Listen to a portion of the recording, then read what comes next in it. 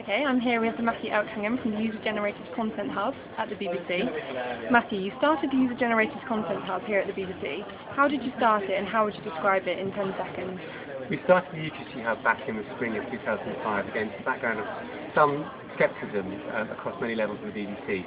But we found that after as a result of the material that we got in from the 2004 tsunami, the opportunity that material created and generated by the audience that we could then pull into our storytelling and our journalism, which is something that we couldn't ignore.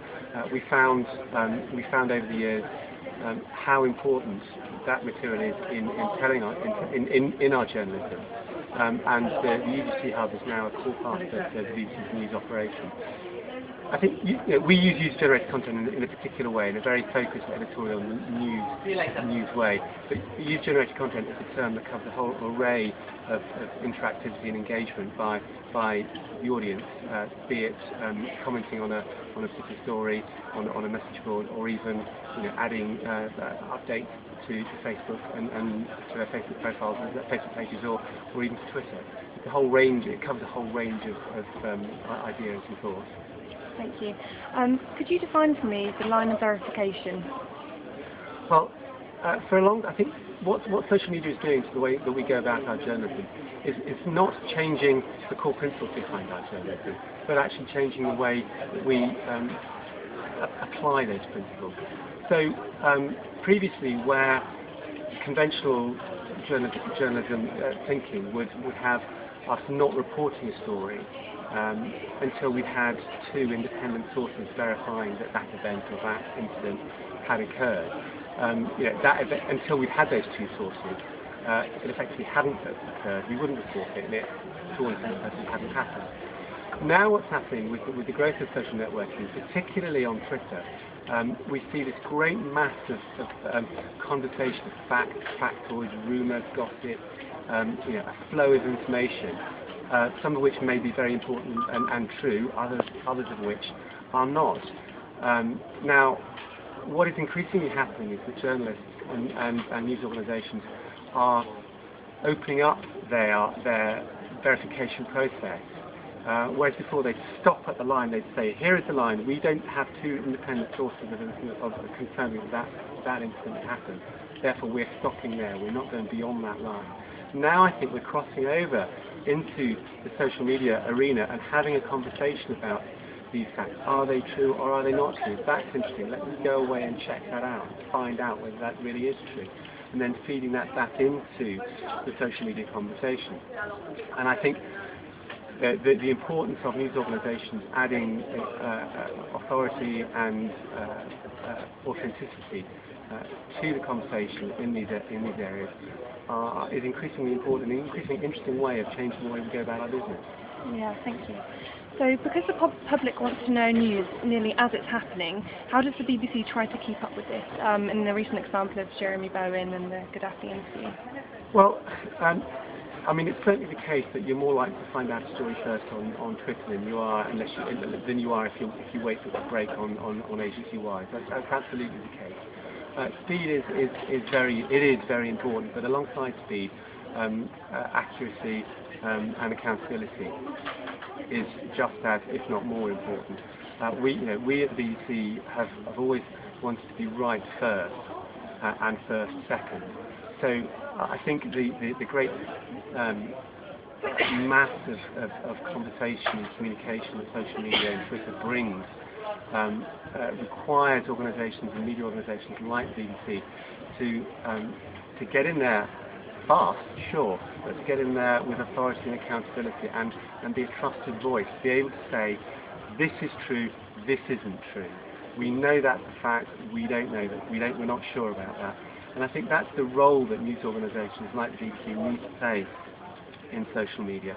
And the idea of being first is important because it gives you ownership of the story. But I think being right about that story is probably more important.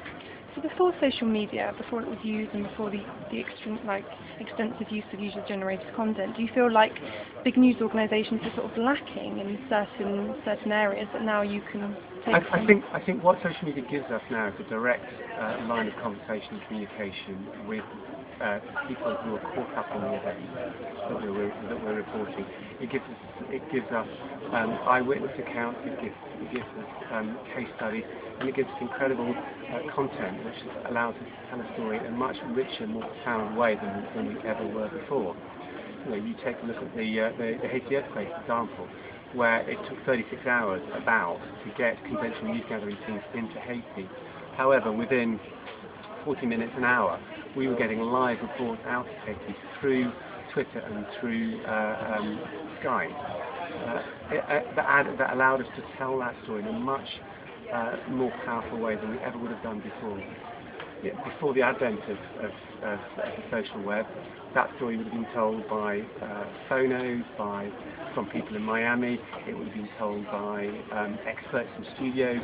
But that first-person eyewitness account that really adds the power and the emotion to our storytelling would have been absent. So I think that's a hugely important development for us. So if something comes up that's on the dark side lines of verification, how do you go about checking that it's okay to use it, and what influences you to use it? This is exactly where traditional old-fashioned journalism comes in. You check it out, you compare it, you look at what you've seen on the dark side, and you compare it to what you know on the light side. And if it matches up and if it fits, then you make a judgment and you go with it. I mean, a good example of that might be how during the Tunisia story, there were a lot of tweets beginning to build up into a strong rumour that the Tunisian state broadcaster had started to broadcast an anti-government live. Now, I saw that and thought, gosh, if that's true, that's really quite interesting and quite significant because it was a key point in that story. So I took that piece of information and went to BBC Monitoring, who were monitoring all the TV output from the region. They were able to say that actually what had happened was for about half an hour, a couple of employees of that TV station had got a little bit overexcited in a question and answer session and were at that time being critical of government. However, the station, was continuing to broadcast a pro-government live. So I was then able to go back into Twitter and say to a number of key people who were tweeting that rumour that actually this hadn't happened, and I was able to credit it to BBC Monitoring, which gave it an authority and an accountability that perhaps other tweets might not have had. Put that story, put that piece of information, put that rumour to bed, and then move on to the next important piece of information. What are the consequences of using wrong information from the dark side, and is it worth using? I think again the importance of the important role that mainstream media has in its engagement with social media is to act as a trusted guide, is to be accountable, credible, authentic, and to point out the important verified bits of information, add narrative, add context, and add analysis. So you would never use anything unless you'd 100% verified it? Absolutely, yes, absolutely. Verification is the key. Ultimately, social media is another absolutely crucial source, but it is only another source in the same way that more conventional sources are sources of information. With Japan and Libya, how has the user-generated content changed the way conflict and disaster is reported? I think what we're beginning to see around the way that these stories are reported is a movement of where the kind of the front line is in the reporting of that story. Previously, war reporters were out in the desert or were in the Balkans, were facing and reporting what they saw in front of them. Now we have almost a virtual front line in the newsroom. We're seeing images that we would never have seen before. I mean, of course, agency conventional cameramen took graphic images of horrific injury, of destruction, of bombing and fighting. but the kind of images that we see now taken by mobile phones, by participants, by bystanders, or people who are actively engaged in that particular conflict, are of a different nature and a different kind, and that has an influence on the way that we go about our business. It has an influence on the way that journalists respond to them as well.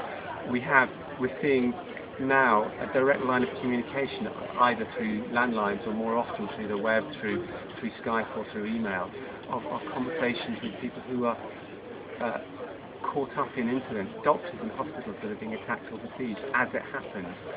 We had a case where an activist was providing not just the BBC but a whole range of Western media organisations with eyewitness accounts, with content, with images, with pictures, and live interviews from eastern Libya.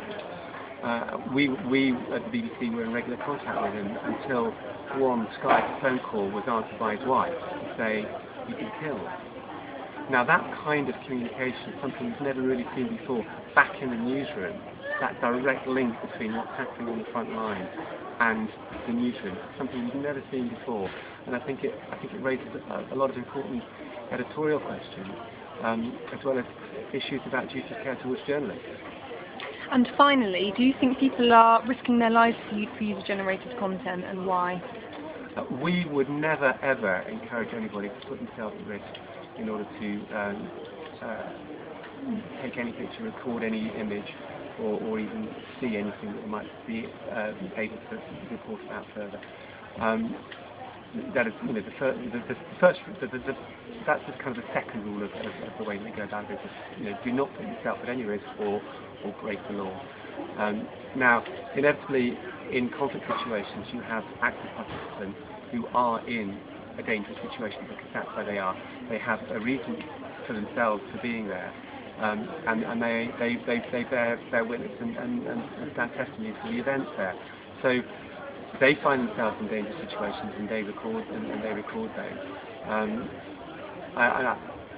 I think that's inevitable. I think it's possible that some people do put themselves at risk, but it's not something that we would ever encourage anybody in whatever situation to do.